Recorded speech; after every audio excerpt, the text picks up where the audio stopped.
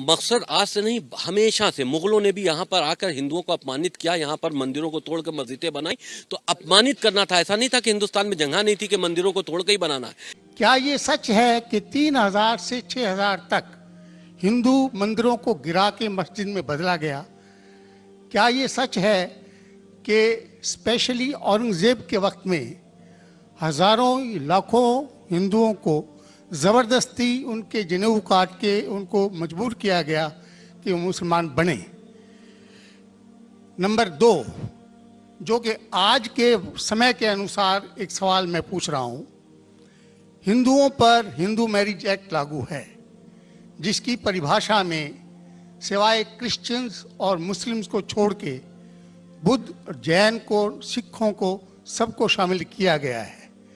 क्या मुसलमानों का ये कहना नहीं बनता कि आप सबको शामिल करते हैं हिंदू मैरिज एक्ट में, इसका नाम बदल के एक ऐसा एक्ट बनाया जाए जो सब पे लागू हो, या इसके अल्टरनेटिवली एक यूनिफॉर्म सिविल कोड जो दोनों धर्मों के अच्छे टेनेट्स को शामिल करे, उसको लागू किया जाए?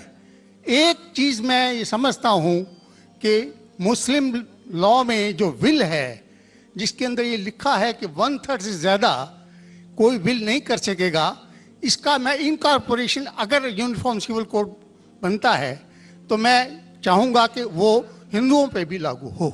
ये नहीं है कि हिंदू मैरिज एक्ट को अगर इंडियन मैरिज एक्ट में बदला जाए तो मुसलमानों पे लागू हो और हिंदुओं पे कोई चीज़ ना आए। मुझे इस्लाम में ये चीज़ बहुत अच्छी लगी। ऐसे ही कोई यूनिफॉर्म सिविल कोड के लिए ये मुस्लिम आगे क्यों नहीं आ रहे, इसकी वजह मुझे बताई जाए। भाई साहब ने 3 सवाल पूछे एक सवाल में। पहला सवाल कि हिस्ट्री से पता चलता है कि इस्लाम तलवार के जोर पे फैला कि नहीं, लेकिन ये मुझसे पूछ रहे क्या ये हकीकत नहीं है कि 3000 से ज़्यादा मंदिरें गिराई गई थी और मस्जिद बनाए गए और बहुत से लोगों का कत्ल किया गया? ये बिल्कुल गलत है, अफवाह है। ये मैं कह सकता हूँ कि कुछ मंदिरें शायद गिराई गई होंगी, इससे मैंने कहा तो एक भी मंदिर नहीं गिराई गई। हो सकता है कि कुछ मुसलमान अपने आप को जो मुसलमान कहते हैं उनने आके कुछ मंदिरों को गिराया होगा और मस्जिद बनाया होगा, हो सकता है। लेकिन ये कहना कि 3000 से 6000 मंदिर गिराए गए, ये बिल्कुल अफवाह है, बिल्कुल गलत है, बेबुनियाद है, बिल्कुल बेबुनियाद है। कुछ मुसलमान राजाओं ने गलत काम किए होंगे, उससे आप इस्लाम को दोषी नहीं ठहरा सकते। अगर हिटलर ने 60 लाख यहूदी को जिंदा जलाया तो मैं कह सकता हूं कि क्रिश्चियनिटी खराब है? बिल्कुल बेबुनियाद है, वो हिटलर ने किया, बाइबल में तो ही लिखा है कि जलाना चाहिए।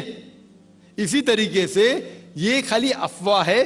कुछ मंदिरों को शायद गिराया गया होगा, मैं ये नहीं कहता कि नहीं गिराया गया, लेकिन उसको छोटी चीज को लेके उछाला जाता है मीडिया में और किताबें लिखी जाती है। आप देखो टीपू सुल्तान के खिलाफ आ गए। आज भी आप जाएंगे मैसूर के अंदर, उसके आजू बाजू आप देखेंगे तो टीपू सुल्तान के जो आंगन के अंदर है उसके अंदर मंदिर है। अगर आप ये कहते सच है कि 3000 से 6000 मंदिर को गिराया गया था, तो आप कैसा जिंदा बचे? आप कह रहे थे कि हजारों लोगों को कत्ल किया गया, आप कैसे जिंदा बचे? आप जिंदा बचे ये शहादत दे रहा है कि मुसलमान तलवार के जोर पे नहीं फैला। अगर ये सच होता था, आपने कहा हजारों लोग का कत्ल किया, कुछ लोग का शायद कत्ल किया। देखो हर मजहब में there are black ships in every community. कुछ लोग हर मजहब में खराब निकलते हैं, वो मजहब की गलती नहीं, वो मजहब के मानने वाले की। क्रिश्चियन में आपको कुछ खराब लोग मिलेंगे, मुसलमान में मिलेंगे, हिंदू में मिलेंगे। अभी आप देखेंगे हिंदुस्तान के मुसलमान कुछ लोग ड्रग में डील करते, ड्रग में धंधा करते। ड्रग तो हराम है इस्लाम में, करते तो उनको दोष देना चाहिए, इस्लाम को नहीं। इसी तरीके से आप जो कह रहे हजारों लोगों का कत्ल किया, ये बिल्कुल बेबुनियाद चीज है। कुछ लोग का शायद किया होगा, और ये ही सबूत है। मैंने तकरीर में कहा कि 80% से ज्यादा गैर मुस्लिम हिंदुस्तान में हैं। ये शहादत दे रहे हैं कि इस्लाम तलवार के जोर पे नहीं फैला। आप लोग को क्यों छोड़ा उन लोग ने? आप उनके रिश्तेदार तो नहीं थे ना, आपको क्यों छोड़ा?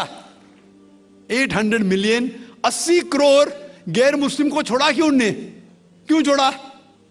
अगर दमी था हुकूमत की 1000 साल, सब लोग को मुस्लिम बनाते थे।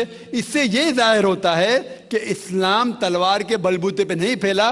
कई लोग, कई गैर मुस्लिम इस्लाम से मुतासिर होके उन्होंने इस्लाम कबूल किया। तो ये कहना बिल्कुल गलत है।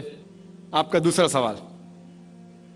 सवाल कि हमें क्या करना चाहिए, ये अलहदा लॉ नहीं होना चाहिए, सब एक ही कॉमन सिविल कोड होना चाहिए और सब मजहब की अच्छी चीजें लेके कॉमन सिविल कोड करना चाहिए। मैं आपके बिल्कुल साथ हूं, बाकी मुसलमान शायद आपके खिलाफ होंगे, मैं आपके साथ हूं। क्यों मैं साथ हूं आपके? पहला चीज, हम मुसलमान अगर दिगर मजहब के बारे में जानेंगे, कभी कॉमन सिविल कोड की बात आती, सबसे ज्यादा नारा मुसलमान गलत है। यह मुमकिन ही नहीं है, क्योंकि हिंदुस्तान में हिंदू मजहब के कितने फिरके हैं, यह मुमकिन ही नहीं है। मुसलमान तो सिर्फ 20% या 80% या 75% जो हिंदू लोग हैं, उसमें ही मुमकिन नहीं है ये कॉमन सिविल कोड। हिंदू लोग ही इसको फॉलो नहीं कर सकते। हिंदू मजहब में कितने मुख्तलिफ ग्रोह है, एक कहता है कि बेटी को जाना चाहिए, एक कहता है बेटे को जाना जायदाद, एक कहता है कि जितनी खेती है वो नहीं जा सकती बेटी को, दूसरा ग्रोह कहता है, कितने मुख्तलिफ ग्रोह है, हजारों। यह मुमकिन ही नहीं है पास होना, मुमकिन ही नहीं। मैं कहता हूं यह अफसोस की बात है कि हम मुसलमान जानते ही नहीं, हमको आवाज करने की जरूरत ही नहीं है। ये खाली हमें छेड़ रहे हैं, क्या कर रहे, छेड़ रहे हैं और हम उकसा जाते। Point number 1। पॉइंट नंबर 2, मान लो आप लोग कबूल करते हैं कि कॉमन सिविल कोड होना चाहिए। आपने क्या कहा कि सारे धर्मों के अच्छी बात को लेना चाहिए, बिल्कुल सही। मेरा पहला सवाल, आप इस्लाम में एक चीज बताओ जो इंसानियत के खिलाफ है, तो हम निकाल देंगे उसको।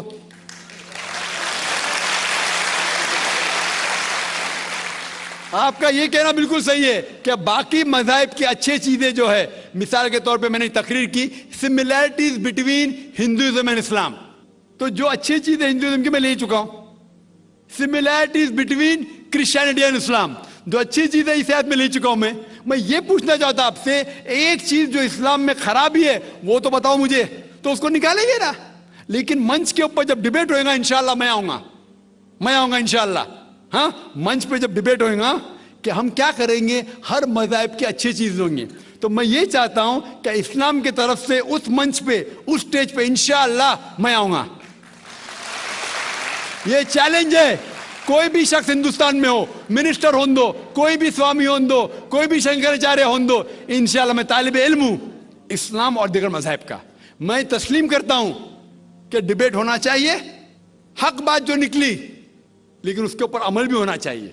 हक बात जो सबसे बेहतरीन है इंसानियत के लिए, उसके ऊपर अमल होना चाहिए। इसलिए जो आखिरी किताब जो अल्लाह सुब्हानहू व तआला नाजिल की कुरान शरीफ, वो इंसानियत के लिए सबसे बेहतरीन किताब है, उसके ऊपर अमल होना ही चाहिए।